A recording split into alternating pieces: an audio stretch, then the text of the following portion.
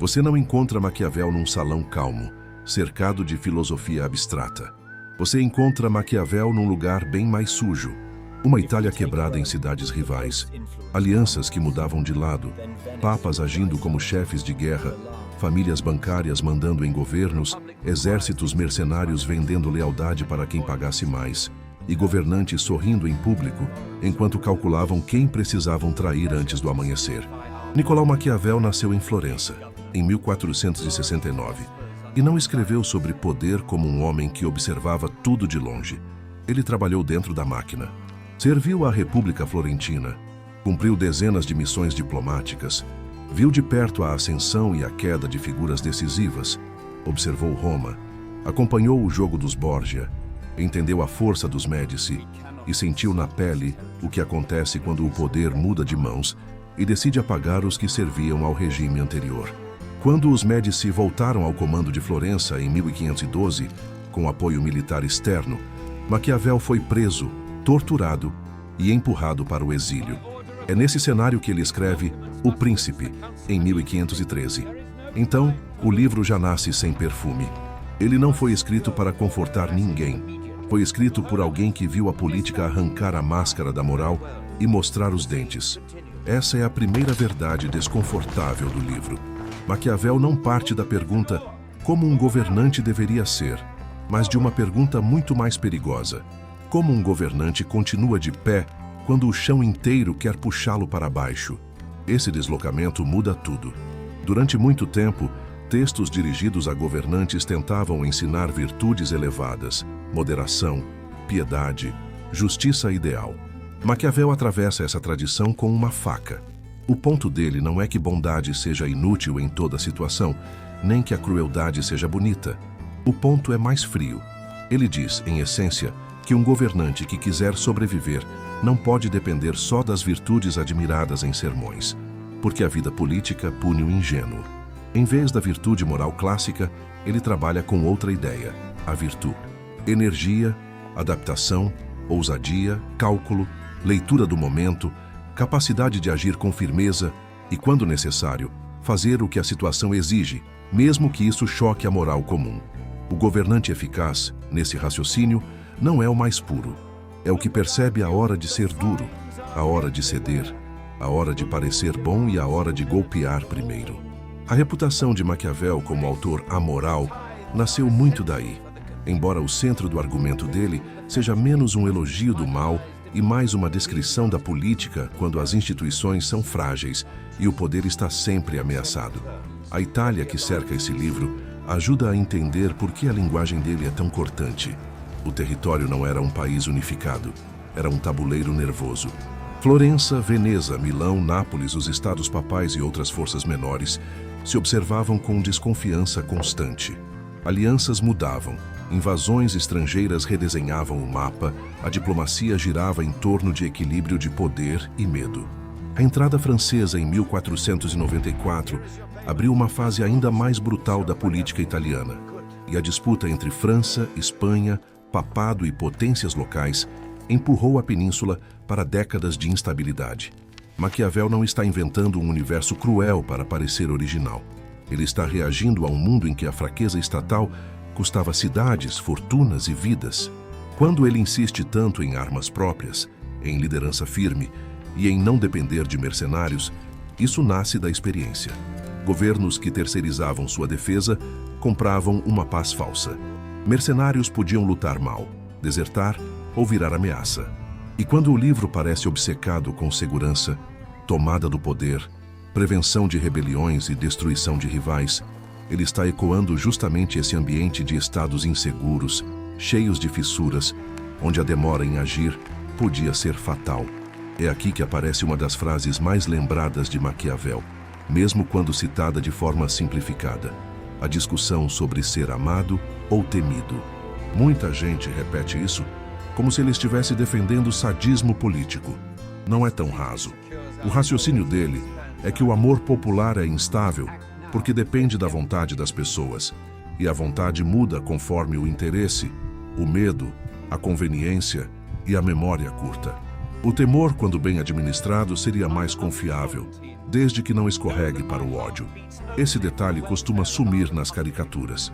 Maquiavel não aconselha um governante a ser odiado por prazer. O ódio corrói a base do poder, alimenta conspirações e abre portas para vinganças. O que ele sugere é algo mais calculado.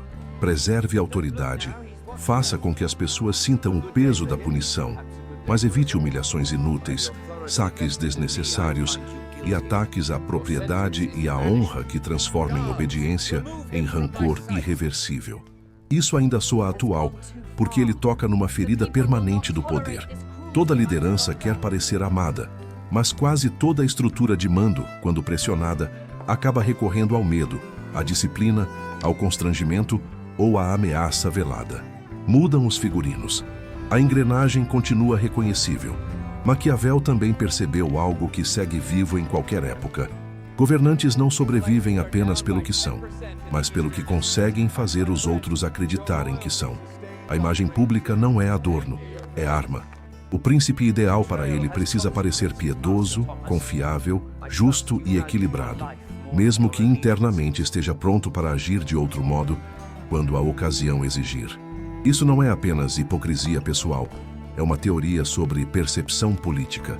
O povo, as elites, os aliados e os inimigos julgam muito mais pela aparência das ações do que pelo acesso ao interior da consciência do governante.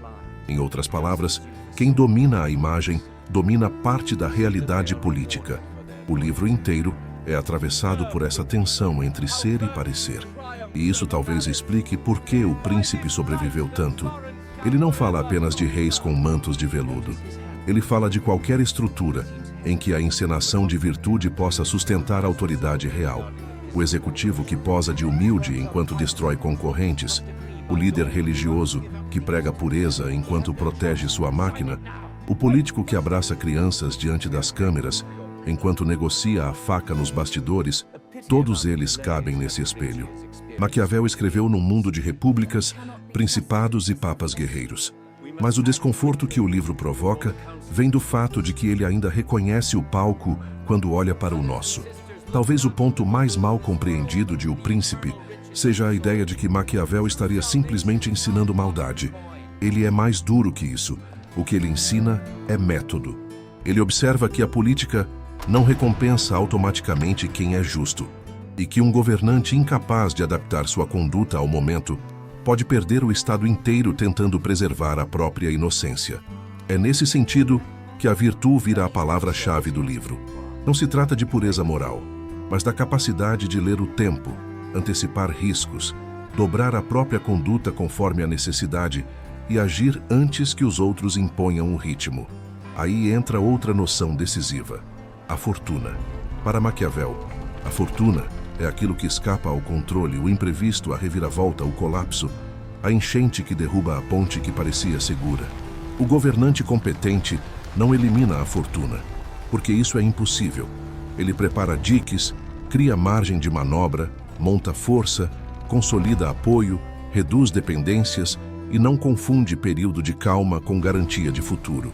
O erro fatal é achar que o mundo vai continuar obedecendo ao mesmo padrão só porque ontem funcionou. Essa mistura entre adaptação e antecipação faz o príncipe soar menos como um sermão e mais como um manual para tempos instáveis. Por isso, Maquiavel se interessa tanto por exemplos concretos, e um dos maiores é Cesare Borgia. Ele observou de perto a trajetória do filho do Papa Alexandre VI e viu nele um modelo de energia, ousadia e construção rápida de poder. Borgia tentou formar um domínio próprio na Romanha e nas Marcas. Usou força, cálculo, intimidação, reorganização administrativa e golpes precisos para consolidar a autoridade. Maquiavel admirou a frieza estratégica dessa construção, embora não tenha fechado os olhos para o fato de que ela dependia de circunstâncias frágeis. Quando a fortuna virou com doença, mudança papal e rearranjo de forças, o projeto desabou. Esse caso ensina duas coisas ao autor. A primeira, quem quer mandar de verdade precisa saber agir com decisão, inclusive punindo de modo rápido para impedir desordem prolongada. A segunda, mesmo um talento brutal para o poder pode ser arruinado quando a sustentação institucional é fraca demais ou quando a sorte quebra no momento errado. Daí a obsessão de Maquiavel com fundações sólidas. Para ele, carisma e audácia sem base estável podem produzir brilho, mas raramente garantem duração. É uma lição incômoda porque desmonta a fantasia do líder genial que basta a si mesmo. Outra peça central do livro é a relação entre força e lei. Muita leitura superficial reduz Maquiavel à violência, mas o quadro dele é mais completo. Ele entende que bons governos precisam de leis. O problema é que leis sozinhas não se sustentam quando não há capacidade de fazê-las valer. Em termos secos, norma sem força vira desejo decorado.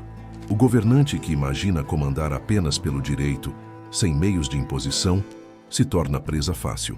É por isso que Maquiavel insiste em boas armas, junto de boas leis, e mostra desprezo por estados que entregam sua segurança a terceiros.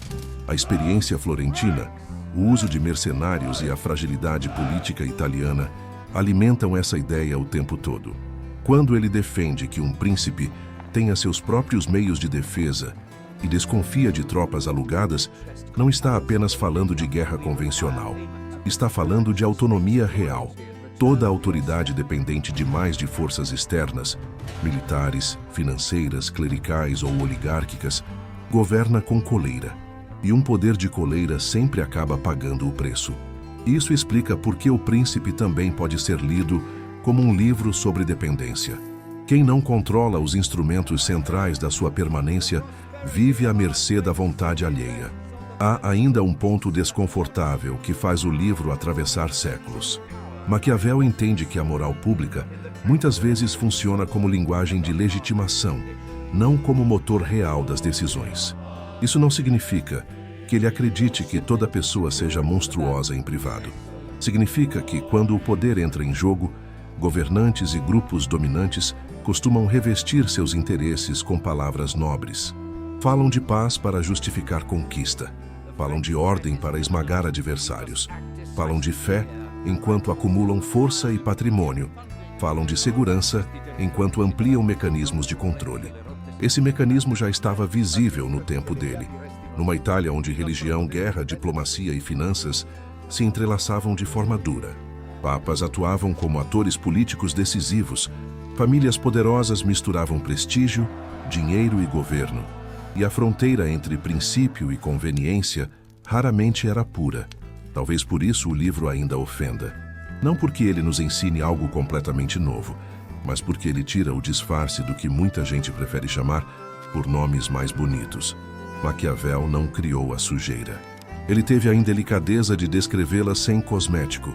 Quando alguém pergunta por que o príncipe ainda funciona, a resposta não está apenas em palácios presidenciais ou guerras internacionais. Está na estrutura humana do poder.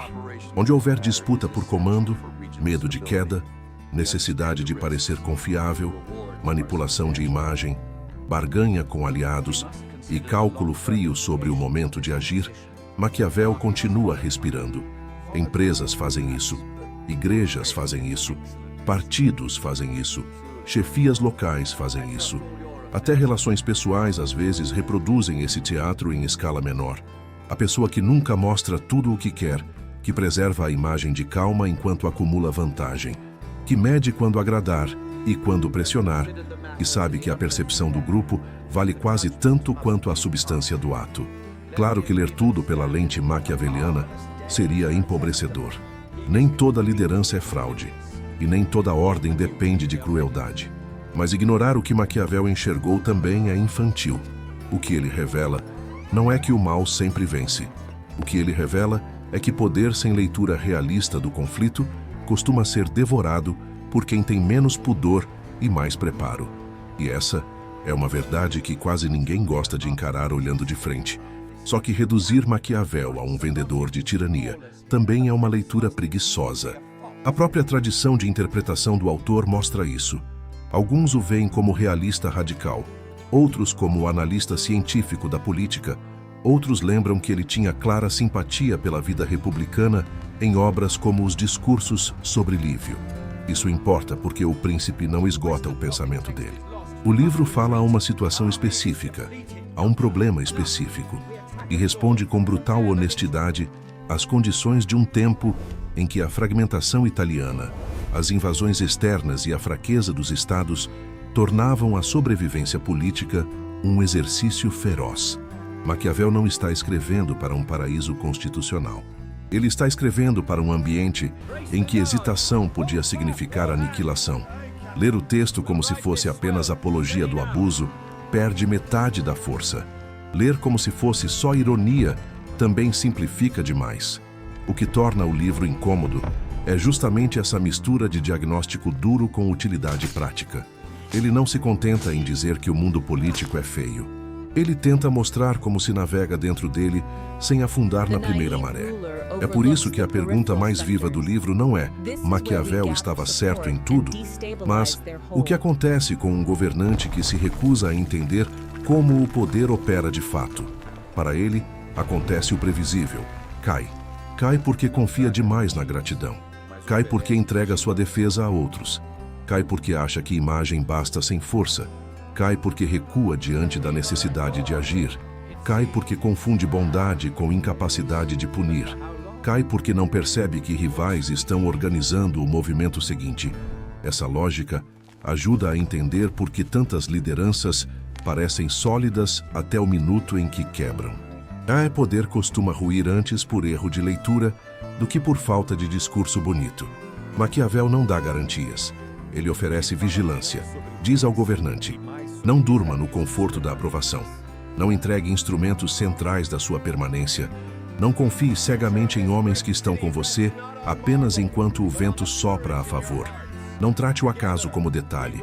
E nunca esqueça que a política é o terreno onde as pessoas proclamam princípios enquanto defendem interesses. Por mais duro que isso soe, há uma estranha lucidez nessa recusa da ilusão. Talvez a maior atualidade de O Príncipe esteja no fato de que ele fala menos sobre reis e mais sobre mecanismos permanentes. O livro nos obriga a perguntar quantas vezes a sociedade prefere líderes que dominam a aparência de firmeza. Quantas vezes a moral pública é usada como cobertura para decisões calculadas? Quantas vezes a promessa de proteção serve para ampliar obediência? Quantas vezes as pessoas aceitam o medo porque o medo parece mais organizado que a desordem? E ele também nos força a outra pergunta, mais pessoal e por isso mais desconfortável. Em pequena escala, quantos de nós admiramos secretamente quem sabe jogar o jogo, mesmo quando fingimos desprezar esse tipo de figura? Maquiavel não sobrevive há séculos só porque governantes o leram. Ele sobrevive porque muita gente se reconhece, contra a vontade, na anatomia que ele descreveu. O livro não oferece consolo, ele oferece espelho. E espelhos perigosos duram mais do que livros educados. Então talvez o verdadeiro escândalo de O Príncipe não seja a crueldade que ele admite, mas a honestidade com que ele revela que poder, muitas vezes, não se mantém por pureza, e sim por percepção, preparo, força, cálculo e domínio do tempo. Isso continua funcionando porque seres humanos continuam disputando posição, segurança, influência e sobrevivência dentro de grupos. A tecnologia mudou. Os palácios viraram gabinetes, os arautos viraram assessorias, os retratos viraram redes, mas o nervo central permanece. Quem quer durar precisa entender o jogo, e quem se recusa a enxergá-lo vira peça nas mãos de quem enxerga. Maquiavel não pede que você admire isso. Ele pede que você não seja ingênuo diante disso. Talvez seja exatamente aí que O Príncipe ainda machuque tanto. Ele não deixa o leitor sair limpo. Ou você rejeita a lógica dele com firmeza e aceita o risco de perder para a gente mais fria. Ou admite que parte do mundo realmente funciona desse jeito e passa a encarar a política com menos inocência. Nenhuma das duas escolhas é confortável. Se esse texto te puxou para dentro dessa tensão, fica por aqui mais um pouco. Em vez de só passar pelo vídeo e seguir adiante, escreve nos comentários onde você acha que Maquiavel ainda está mais vivo. Na política, nas empresas, nas igrejas, nos bastidores da mídia ou até nas relações comuns entre pessoas. Eu quero muito ler o que esse tema provoca em você, porque esse tipo de assunto cresce quando a comunidade pensa junto, não quando todo mundo apenas concorda em silêncio. E se você gosta de história contada desse jeito, sem verniz demais, com a parte humana ainda latejando por baixo dos fatos, se inscreve no canal, Faz isso como quem escolhe continuar essa conversa. E, quando quiser, me conta também qual outro personagem histórico você quer ver aqui. Alguém que não apenas viveu seu tempo, mas continua nos observando do outro lado dos séculos.